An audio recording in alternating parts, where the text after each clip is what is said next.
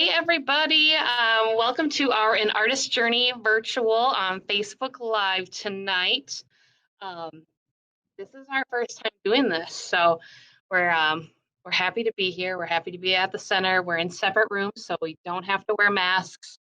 But we still wanted to bring Kim here. We originally had Kim scheduled for this in person. On site so we could have people here. But when COVID hit, we had to cancel and kind of pivot. So we took the summer off and now we started to reschedule, and we are happy to be here live on Facebook with Kim. And I'll tell you a little bit about what I know about Kim. So Kim Pigeon Metzner and I met when I worked at the Art Garage. I was an intern there right out of college. And that's when I first met Kim. And Kim had been working at the Art Garage. And then I came across the street here to work at NWTC. And so our paths have kind of been intertwined. So when I started back here at the Artisan Center in January, we were brainstorming about who we would want to be a part of this artist journey. Who did we think had stories to tell and experiences to share with artists? And Kim instantly popped in my mind. So Kim, why don't you tell everybody a little bit about yourself?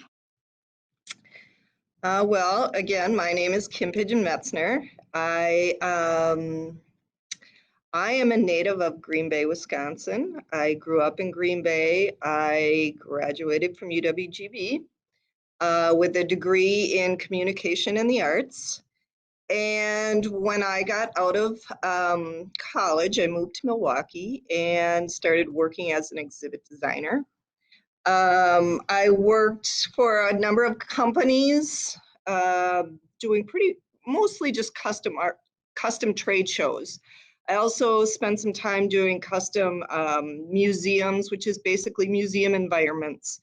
And we did a lot of we did a lot of big name companies like Rayovac and Sub-Zero and I can't remember all of them, but there were some really big names that we got to work on, and I was really excited to be doing some really custom design for those people.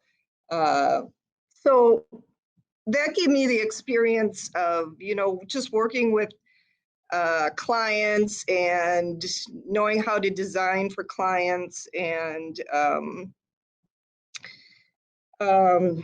it was just really a great experience.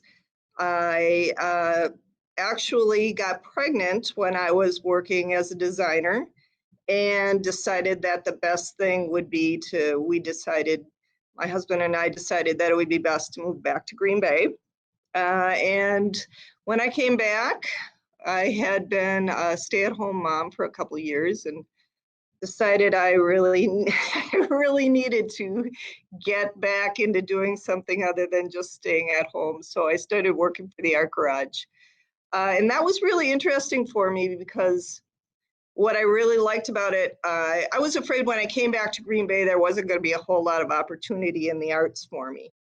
But working at the Art Garage really gave me an opportunity to work with creative individuals, artists again, and that was what I really missed. And it's still really what I kind of crave, getting back to that, being able to be creative and be a designer and working with individuals who really inspire me. So I guess that's what's kept me doing what I do for so long.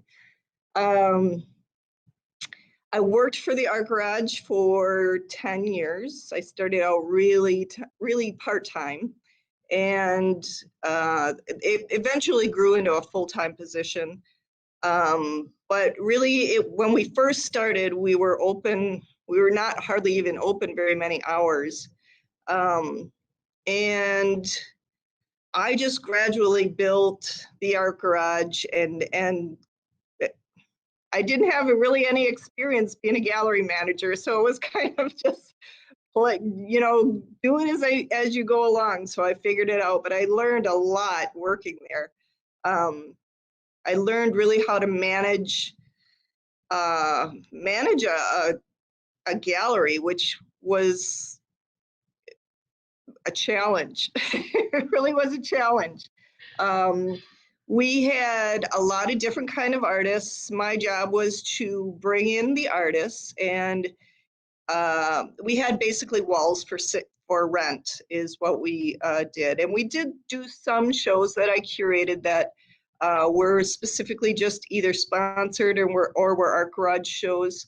But mostly the space was for rent by artists, and it was my job to get the artists in there and put on a show every month for the front gallery, and every 3 months the rest of the artwork rotated in the gallery. I'm going to jump in and say this is Yeah. exactly the reason why we thought you'd be a great fit for this, is because you're kind of on the other side of things. So you worked with artists and you knew what you needed from them and what made your life easier as a gallery manager and Right. what made your life more difficult. So Right. if there's any of those things you want to share, or if anybody who's watching has any questions for Kim, feel free to type those in the comments. I am watching those. But I think those experiences are super invaluable to our artists. I think what I liked about the Art Garage most was that we tried to give artists really an opportunity to have their work on the wall and have something that they could put on their resume. I think that was really what the Art Garage offered most. But at the same time, I had to say no sometimes to people, and that was a hard thing to do. Um, I think what I looked for most was the quality of the artwork. That was something. If somebody came to me and they had a really great artwork that was well put together, it was a definite. It was hard to say. That was a no brainer for me. It didn't. The more professional that they were, the it was a definite yes. Let's do this, and those often led into opportunities that weren't maybe just renting the gallery. Maybe I would have asked them, hey, I can get a sponsor and I can get the front gallery for you, but it really depended on how well the artist had their stuff together. If I felt like they were maybe just starting out, sometimes I could give them some hints or some pointers and say, well, you really, for starters, really have to get yourself a artist statement or a bio, or you have to have some cohesiveness, or you have to frame your artwork a little better. I think it really makes a good impression if you're just really professional about what you're doing. And that can be a number of different things. Don't put crappy frames on your artwork. Make sure you have a bio. Make sure, I'm sure everybody's heard all of these things before, but it is really true, and it really makes an impression when you're trying to not only impress the public, but you're trying to get your work into a gallery, or you're trying to get your work into a museum, or whatever your goal is. The more professional your work is, the easier it is for you. I'm so on artist statements, because I think that that's such a hard thing. We see it around here all the time, is that nobody wants to put what they're doing into words. They would rather just try to show you with the visuals. And I mean, even from my standpoint, when you have a pile of artist applications on your desk, and yes, you can look through all of the visuals, but I don't have the artist there to tell me those stories and the reasons why. And to be able to read that brings that artwork to life. And I think that's one of those things that I know is really tough for artists. I know they don't love doing that, but from your perspective and mine, it makes the artwork really sing, I think. It really brings it to life. It really helps not only the gallery manager, but the viewer understand what you're trying to communicate with your art. And some people say, well, my art should stand on its own. And that's that's a fair statement, except for most people who are looking at your art are looking for you to tell them kind of what, even if it's just what inspires you. I never thought that artist statement had to be some, big, long, fancy, technical. Some people got too flowery and too overly used words that were too artsy, right? That never was something that I thought anybody should do, because people just want to know what you're about and what inspired you to do the artwork. So I understand that it's difficult, but I think it's important to do it as an artist. I think so too. And I mean, for me, it's almost just like answering a set of questions, like what you said, like what inspires you? Why did you make this piece of artwork? Like, how did you come to this conclusion? And then from a purely creative standpoint, and that's usually answered on the artist label, I like to know what went into it. Right. What it's made from, especially if it's right. kind of hard to tell. So artist statements, that's a really big one. And I think more people should practice that. It doesn't, it can change with every piece of artwork. It doesn't have to be something that is set in stone and you get to just say like, I'm inspired by this. It's something that can continue to evolve with you as an artist, all of those things. Right. And I think, especially at the Art Garage, I think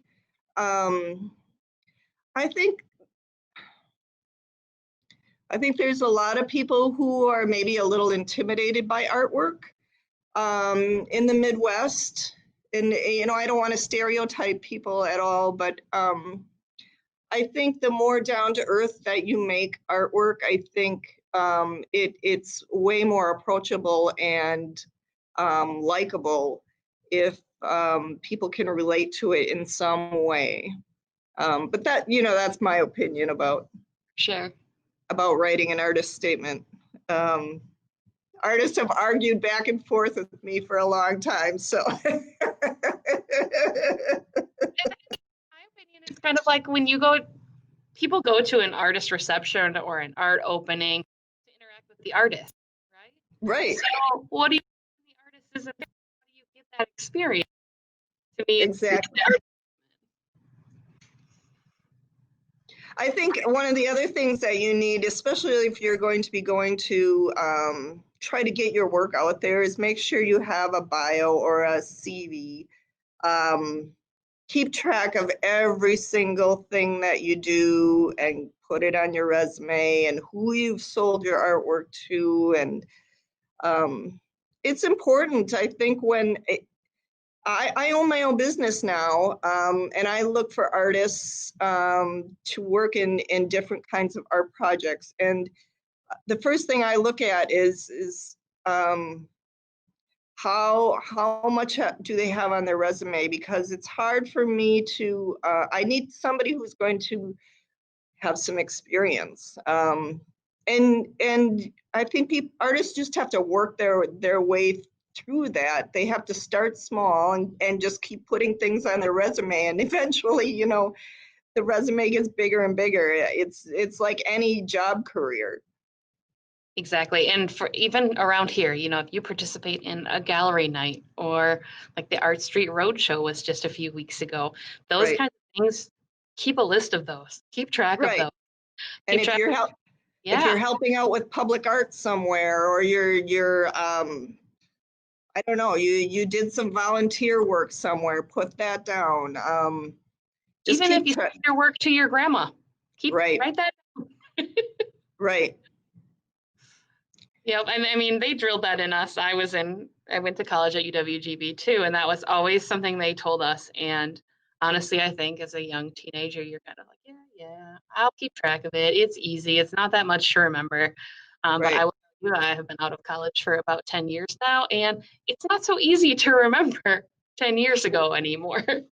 Well, and even I think I'm looking for artists right now to put in my own portfolio for my website, and I've asked them to put together images of their artwork and all the information that goes along with it, the sizes, and is it framed, and all of this information, and some of them have been like, oh my God, that's going to take me forever, because they've been working for years and they haven't kept track of any of that stuff. And I think that's important to keep track of as you go along, is just all of the details of who you're selling your artwork to, where your artwork is, what the title is, what you sold it for. Just keep track of it all. And that's a tedious job, but that's part of being a business person, really. I completely agree. And right now our applications are due today for our new residency program. So I have been super excited. Every time one comes in, I go in and look at it, and we are asking for things like a CV and a letter of interest. And we're asking for images of their work and all of this stuff. And it's really important to me, and that's what will get people to the top of the pile, is the quality of the information provided. Right. Make sure you're taking images of all the work that you're doing. That's another thing, good images, not learn how to take an image of your artwork, not just a picture of a wall with your work on it. Make sure you know how to crop it, and you know how to do the resolution, and all of those and things. If you don't, barter with somebody who does. Right. It doesn't have to cost you an arm and a leg. You can, make a relationship, get out there and network with somebody. There are tons of professional photographers in this area, and I'm sure there could be something worked out with an art trade or a barter, because professional photos, that's the number one thing. Right. How else do you sell a piece of artwork or showcase a piece of artwork if you can't see it in person? Especially nowadays when we can't do as much in person, it's got to be digital. People have to be able to see it and see it well. Right. I guess when I had envisioned us doing this, I had envisioned being able to see who was all out there, and being able to have more of a back and forth conversation. Mostly because I think different people might be looking for different information from me. I think as an artist, you have to decide kind of what you want your artwork to do. I think you have to think about a goal, because I think there's different avenues for artwork, and there's different strategies for those avenues. If you're looking to have artwork that just goes in a museum, that might be one strategy. Or if you're looking to sell your work commercially on a regular basis, that might be another strategy. And sometimes those two don't overlap. So I was just kind of trying, it would have been interesting for me to see more of who was all here in this meeting, and see, what kind of artwork they're doing, and what they were hoping they might get some type of information out of me that, For sure, that was specific for them. Exactly. But I think you just made a really good point too, is that I don't know if artists always think about what will happen to their artwork after they've made it. Right. And that's a really good point. If you work really large, if you make really huge paintings, who's going to collect those, or where are those going to hang? That's a whole different audience than if you are making very small functional pottery that somebody is using in their kitchen every day. That's a big consideration. Right. And I think you have to find out really what what's your big goal? What is you can't say, well, I want to make money and I want to be in New York galleries. I think you have to have steps, and you have to just say, which one is my primary goal, and work to get to that goal. Because you can't just make art and expect somebody to come and discover you. It doesn't happen that way, especially not in the Midwest. That's exact. I was literally thinking that end of that sentence. I think that, it's hard for artists to kind of take a step back and figure out, like, I want to make this. This is what, my passion is. But then to think about that end result is a little daunting. It is a little scary of like, well, maybe I don't want to think about the business end of things. Right. But Right. But even if your goal is just to get into a museum, you still have to have some sort of strategic plan for that. And that is a business in and of itself. I think that people have to, if you're going to sell your work commercially, which is what most people, that's really the primary goal. I think you really have to think about what kind of artwork you have. You have to understand what kind of artwork will appeal to certain people. You can't just say, oh, I do this artwork, and maybe it's an abstract piece, and expect any gallery to want to have it. The galleries are going to be specific. You're going to want to find a gallery that is specific, that likes abstract artwork, or that likes conservative or traditional artwork.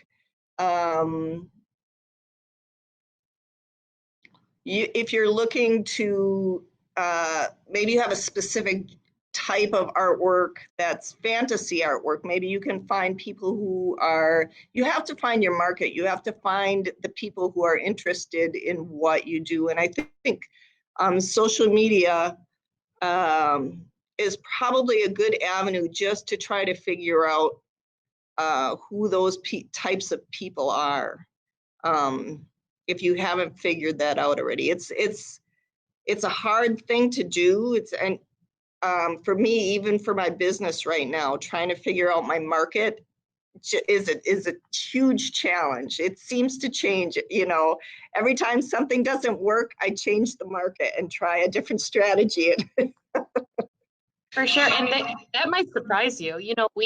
One of the biggest surprises for us this summer is we put up an part of the journal, or kind of a junk journaling class, and to look at the demographics on the backside, it was 18 to 35-year-old males. And I would have never guessed that for a journaling class. I would have totally guessed female. And I think that's an awesome surprise to have. It's like, you don't always know who your market is. You can't always predict who your market is. So Right. That's a good point, is that trying it on social media and, testing out, like kind of dipping your feet in the water of each of those markets or each of those areas is probably a really good strategy. Right. And I think, and that takes some practice from artists to really try to interact with people who look at their artwork or buy their artwork. I know a lot of artists tend to be introverts, but you really have to reach out to people and try to understand why they're interested in your work. It will help you so much in furthering your goal. And to that point, that makes me think of I can think of about a half dozen artists off the top of my head around here who are doing what they love, and they're making these big, beautiful paintings that are their passion. But then they also kind of have this side stream of something that is maybe less expensive to produce. It might not be their driving passion. It may be something like pet portraits, or some kind of more bench jewelry, or something that's a little bit easier to make more of, and that funds their big passion projects. And I think that's an interesting thing to consider as an artist, is sometimes you're still making artwork, but is it helping you fund the big passion projects you want to do? Right. And I think that's a compromise for a lot of artists. Some won't compromise at all, and others do. I think that just is a matter of what is your goal? Is your goal to ultimately just make money off of your artwork? I mean, that is a reality for many people, that's what they want to do. If they say, well, I have a full-time job, and if I don't sell this artwork that I'm passionate about, then I don't have to do the stuff that I don't like so much. So that's a business decision, I think, for anybody. They have to personally decide if that's something that they want to do. I don't look down on that. I don't. I understand that it's a part of being your own businessman. Exactly. And that's, I think, Stephanie's comment there. It's all about having goals, and you get to set those goals, you get to make those goals, and you get to change those goals, right? As an Right. artist, your own business, it's your own thing. You're not having anybody tell you what to do. And I think that's kind of the beauty of being an artist and trying to run your own business. I think some of the other things that I'm sort of surprised by is I don't see enough artists at art events and art organization events, and you need to set up a network. You really need to you need to be involved with the arts community. Other artists are usually your biggest supporters, and believe it or not, other artists will help you get jobs and work that you and maybe not directly, but indirectly, I've seen it happen, or they work together. And I really think artists need to support other artists more. They need to go to more things like they need to be in groups like maybe Wisconsin Visual Artists, or go to the Arts Wisconsin events. I'm kind of amazed sometimes when I go to things such as Arts Wisconsin, and the majority of people there are arts organizations, but not artists themselves. I feel like the percentage of artists themselves is small at those things, which is always sort of surprising. I usually think, wow, we should have like thousands of artists here compared, and it seems like it's more art organization people. So I think if you're going to make it a business, make it a business, and attend those things. And I guess I'm just No, I agree completely. And you made a very good point about organizations too, because as you know, and I can testify too, we get the phone calls from the community members. People call the Art Garage, people call us, people call Mosaic, people call Sage, people call the arts organizations looking for artists, or saying, I need so-and-so to do this, or I need this made, or I'm looking for somebody who can work with this material. And who do we refer them to? Our network, the artists we know, the artists that show up or come here for classes, or, that are out there networking and making those connections. Yeah, I see Craig asked if there are any business classes available that are designed specifically for artists. And for all of you who don't know Frank Juarez, you should know Frank Juarez. He is a huge advocate of the arts. He's a art teacher in Sheboygan who's won some national awards for teaching. He's an artist himself. He's been a gallery owner. He's running Art Dose right now, which is an artist magazine, and he does art classes, or art business classes, sorry. And I thought, I'm not sure where he's holding those, but I just saw some that he posted them recently. But you should know Frank Juarez. He was actually planning to come up in April, I think. Sage, one of our local arts organizations, was coordinating with him to be here, have kind of a open forum with artists. And so hopefully when we can gather in groups, we can bring him back up here and make sure we have some time with him for the artists to be able to connect and pick his brain a little bit. Right. Jan made a really good point there. I just saw her comment pop up. NWTC does have a really great entrepreneurial certificate, and we work closely with them. So that is a great fit for arts-based businesses. Awesome. So I have a couple things on my list that I also want to talk to you about, since we have a little bit of time left here. I made a note and kind of circled and highlighted Unhinged. Can you talk a little bit about that and what that was? Unhinged was an art event that happened, it's been almost 2 years now. It was something that played off of another event that happened prior.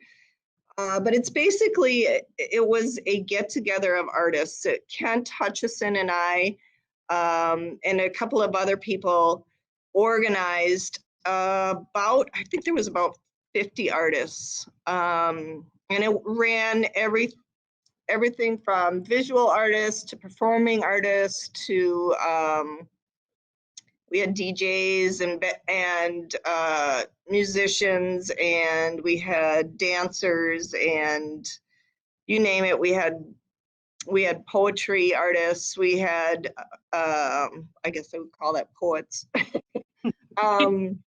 Performance art.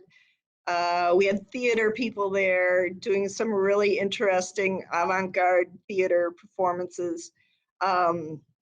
How did those artists get involved or connected with that event? How did either your group kind of pick those artists or find those artists? I think we did a call for artists at one point, but really it just kind of was evolved out of, oh, I know this person and I know this person would be great. You know, we should invite this person to come in and do this.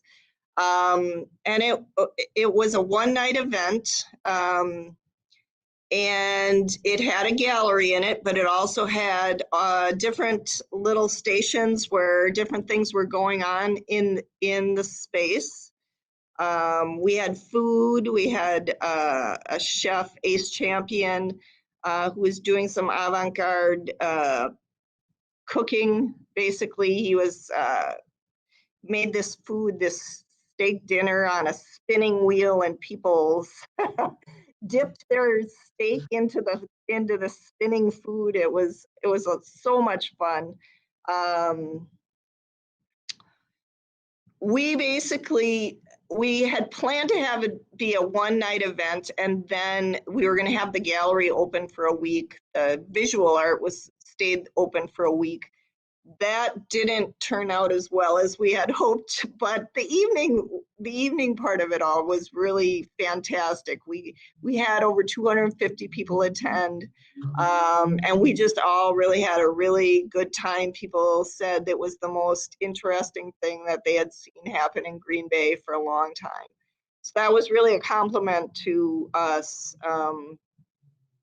I would love to do it again. I think we were talking about it. And then COVID hit, and it's just kind of not sure what's going to happen now. Much like everything, a little bit put on pause. But right. The reason I asked you that question is, and I hoped you were going to say that answer, it kind of comes back to your point of networking and working with other artists and talking to other artists and attending other arts events. That kind of word of mouth networking is absolutely invaluable in this realm. So. Right. I support, go to other galleries, support other artists, go to the receptions. It pays off. Yep, I agree completely. I'm looking at my notes here too. A few more things. I really want to know what was the hardest part about working with artists? What's the hardest part? Yeah.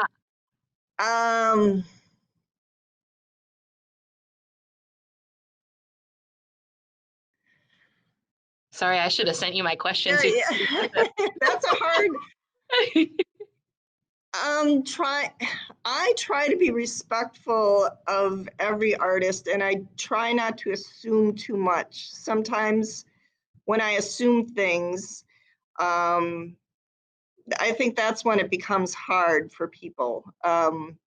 So when I'm working with someone, I try to ask as many questions as possible and let them do the speaking, rather than, because as soon as I start assuming something about an artist, I'm wrong. So that's the hardest part.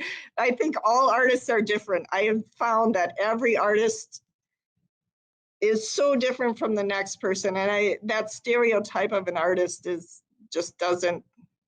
isn't real. I mean, there are some people that do fit the stereotype, but for the most part, there are just so many different artists that don't fit the stereotype. I think they all approach everything differently. And that's actually on my part of my job that I absolutely love, is that their way of thinking, everybody's way of thinking, can be completely different. I'll go into something thinking everybody's going to think about it the same way I think about it, and then they have a completely different perspective, and I think that's one of the coolest things. Well, and that's one of the things that I enjoyed working with as a designer, working with other creative people, is just working with other people and being open-minded and listening to their perspective. So I was afraid when I didn't do that anymore that that would go away. But working with artists has been really, that's been what I really enjoy doing.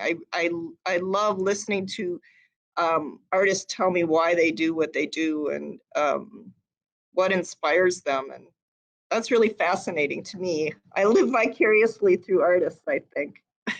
I always say it's the best part about being in this building is that every single day I see something that somebody has made that I absolutely love, and then I get to talk to them about it. So I I agree. think that the hardest thing for me at the art garage was sometimes when I would get someone who I didn't quite think was ready to have their artwork there, was to tell them no. And that was a hard thing to do. That's a really hard thing to do. Because I know they're passionate about it and it's almost an extension of them. And it's hard not to step on a person's feelings when you have to say no to someone. So Especially make when sure all you you're want to do is like foster that creativity. You don't right. want to crush that. Exactly. That's why if somebody's more prepared and more professional looking, it makes it way it's easier. You're going to get a lot of rejection, but don't make it a easy by not looking professional. Well, and that's, on the flip side of that too is you're going to receive harsh feedback sometimes. Oh yeah. You know, that is a hard pill to swallow when you have poured your heart and soul into making Yep. something. You have spent months making something and sleepless nights making something, and then somebody hates it and rejects it. Right. That is a tough Right. one to swallow for sure. Right. And I think that's tough.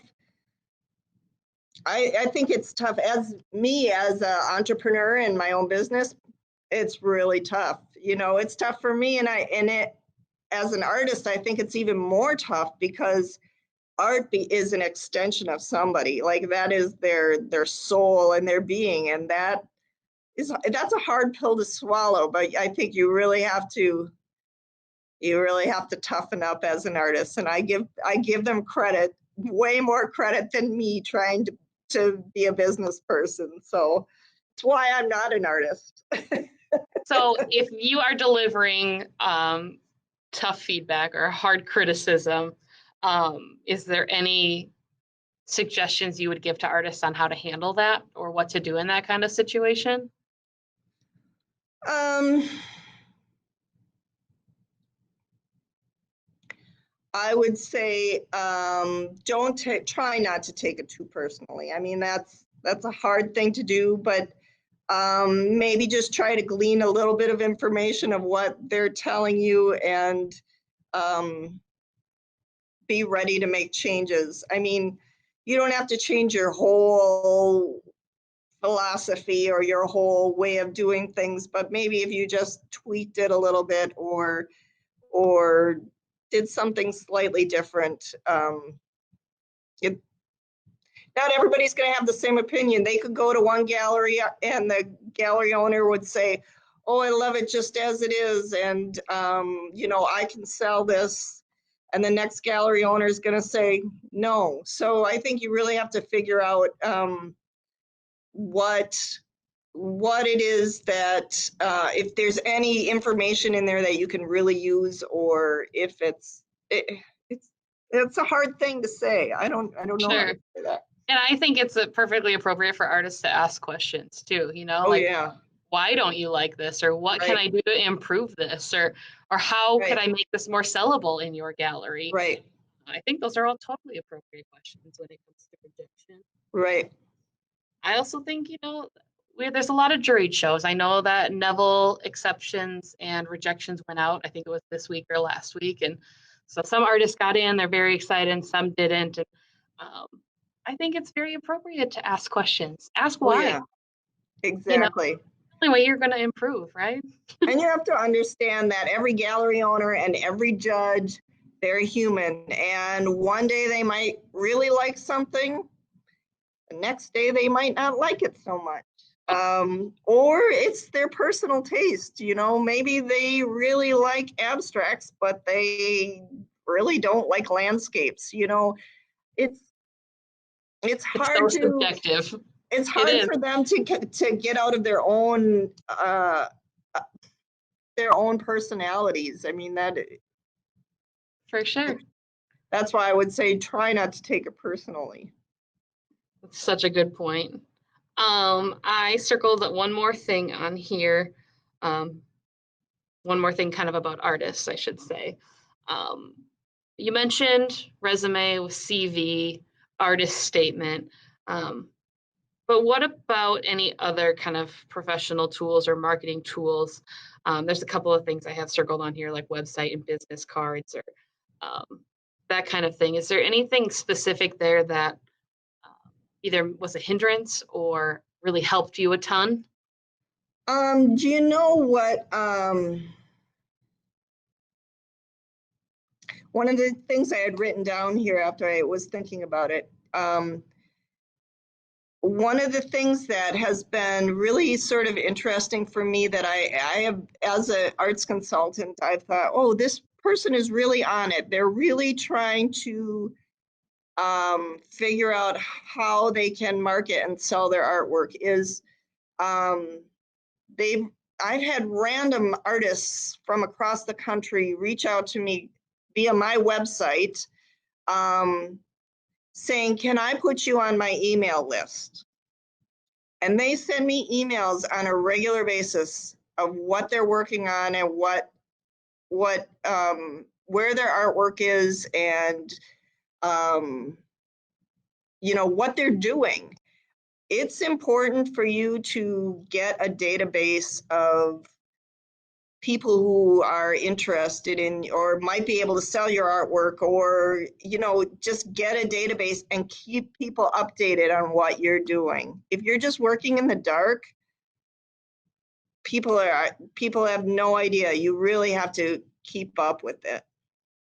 Oh, that's such a good Inform point. people. I didn't even think about that and kind of an email database or it's so smart of that artist to be sending you Right, saying, I'm in this show this month or I'm on display at this place this month. right. How smart of that person. That's a Hmm. great to pass along. Um, the only thing I have left on my list is I want to hear about your business. If you could tell everybody a little bit about what you do, um, what your goals are, what you're trying to accomplish. So my business is KPM Arts Consulting. I started out,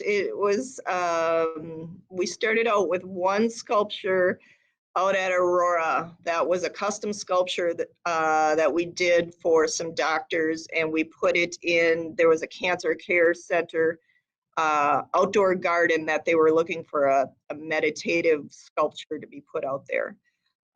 So that was the first project I had, and I had been contemplating being a consultant for a long time, but that just sort of kickstarted it. That was like, hey, I think I could do this. It sort of came out of the blue. I heard of somebody looking that works there. We had worked with Aurora once before, and I had heard they were looking to do something, and we just got together, and it happened, and it was amazing. I thought, oh, this is going to be amazing. And after that project, it got a little harder. So basically, what I do is I help corporations and organizations work or find artwork for a number of different, it could be for their lobbies, their offices, their outdoor spaces. Right now I'm working on a donor wall, believe it or not. I have two artists whose artwork will be on a donor wall for the new zoo. So that's sort of a different market that I didn't expect to be working in, but it's what I'm doing. I'm kind of utilizing my design skills as an exhibit designer along with artist skills, and I'm combining those two. And that is the current project. I've worked on getting artwork into like senior care centers. I have put together many proposals and been a part of the Green Bay Packers protege program and SCORE out at NWTC. I've taken advantage of all of their opportunities that they give young entrepreneurs. I was working with Aaron's on a big sculpture garden for their outdoor space, and since COVID hit, that's been put on hold. And I'm also currently working on, I have a connection out in LA for set designers and movie producers. They rent and buy artwork, so I'm putting together a portfolio for them to look through that. So as you can see, I have a real big variety of projects and things that I'm doing. And it's just because I just keep trying. What's a different avenue? If this isn't going to work, I'm going to try something else. I just keep whatever project I think I can get artists to get their artwork in. I'm in there, trying to propose something for to the corporations and to whomever. So that's really where I'm at. It's been really hard. I can't say that it's been incredibly successul. I'm not making a six-figure salary at this point, but I'm still doing it. So. For sure. And I think it's really good for everybody to know that there is somebody out there who is kind of bridging that gap. So, artists don't need to just go like marching into office buildings and things like Right. that. There are consultants, there are people out there kind of bridging the corporate gap there and helping artists to connect with those businesses. Right. And most of those consultants are in, Milwaukee and Madison and Chicago. But they're definitely a good avenue if you want to sell your artwork to be able, but you really should have yourself put together to do that. You should have a good CV, a good, have your work all put together and organized and pictures of it and a good resume and a good website. All of that should be put together because when I'm looking for artists, and I may be looking for, here's how I typically kind of find an artist. If I'm looking for somebody, for example, when I was doing the sculptures, I was looking for a specific kind of sculpture. So I would go through like Portal, Wisconsin or other arts organizations that had a listing of artists on there. Well, I also would, think about who in my brain do I know, because I know a lot of artists that would fit this bill. And if I didn't have somebody in mind in particular, then I would start looking in the internet, and I would look at websites, and I would look at organizations that have a lot of artists listed on them, and I would talk to artists and find out if they knew other artists who might be interested. So there's a number of ways where I would find the perfect artist for a job. I think you just keep coming back to that whole networking aspect. Right. I have found that the jobs that I've gotten as a consultant are because of networking. It hasn't been because my website has done a huge amount of work for me. It's been really kind of like a resume for me, something to fall back on to look professional, but people haven't come to me off the website and said, oh, I need a job, I need some artwork. That hasn't happened. It's been because of my networking and going out there and pursuing projects and talking to people about what I'm doing. So I would say you have to do the same thing as an artist, as any entrepreneur would. So if any of the artists who are watching tonight think that they are kind of at that level or at that next step and are interested in talking with you as a consultant, what's the best way to reach you? You can go to my website and send me an email through the website. What's the URL to your website? Oh, I'm sorry. kpmarts.com. You can friend me on Facebook. Although I've been kind of avoiding Facebook lately. Honestly, the social media has been a little bit hard on me these last couple of months, so I've been avoiding it a little bit. But friend me on Facebook. It's Kim Pigeon Metzner. I also have a Facebook business page, KPM Arts. KPM Arts, yep.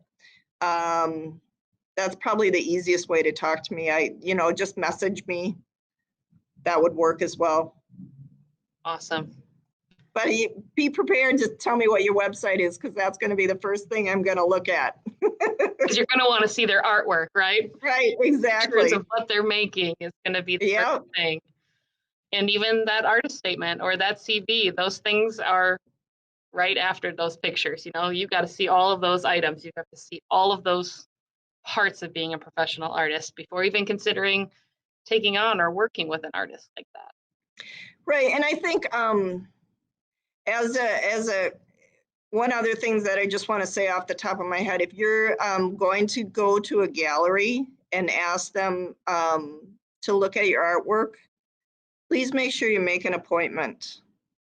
It's the biggest pet peeve that gallery owners have is for somebody to show up on their doorstep and expect for them to look at somebody's artwork right then and there. Be respectful, make an appointment, and make sure you have your stuff together before you go to a gallery or arts consultant or whomever you're going to ask to take a look at your artwork. I think that's probably the best final advice to give, and we're almost right at that hour mark. So I love that as a closing statement, that be respectful of each other's time before you just show up and expect them to dedicate an hour to you. Right. Is there anything else you had on your list to share tonight? Because I think we covered everything on mine. No, I think that's pretty much it. I'm just reading Craig's comment here. And I just want to make sure I want to answer him. I think we're talking about business classes over in the comments there. So I think it's a great idea. Yep. I think we should definitely talk some more about business courses. If you guys want to talk to us at the Artisan Center, anybody who's watching tonight, you can visit our website. Our website is nwtc.edu/Artisan Center. Otherwise, send us a Facebook message, comment on the post, any of those things. And I put Kim's website in the comments there, and you can also find her on Facebook. So please don't hesitate to reach out. And then this video will stay up on our Facebook page. So if anybody wants to rewatch it and you're rewatching this a few days from now, again, please don't hesitate to reach out. Kim, thank you for being here. Thank you for doing this. It was really fun. You guys, I told Kim when we started talking about this that I wanted it to be kind of like her and I just like hanging out, even though we're not in the same room, chatting, catching up, sharing our experiences. And I hope we've done that for you tonight. And we look forward to next month. We are working with Michelle Zala Winter. She used to own The Gift Itself. She makes beautiful jewelry. She has a show either right now or coming up at Edgewood Orchard Gallery. So she will be our next presenter in October. We're setting those dates and times right now, so look for that. And please don't hesitate to reach out to myself or Kim if you have any questions. If there's anything else you want to chat about, we are happy to connect with all of the artists. Bye. Good to see you too, Craig.